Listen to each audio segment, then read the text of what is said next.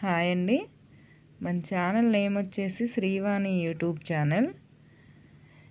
మా మేకపోతులు దానా ఏం పెడుతున్నారు అనేది అందరూ అడుగుతున్నారు ఫోన్లు చేసి.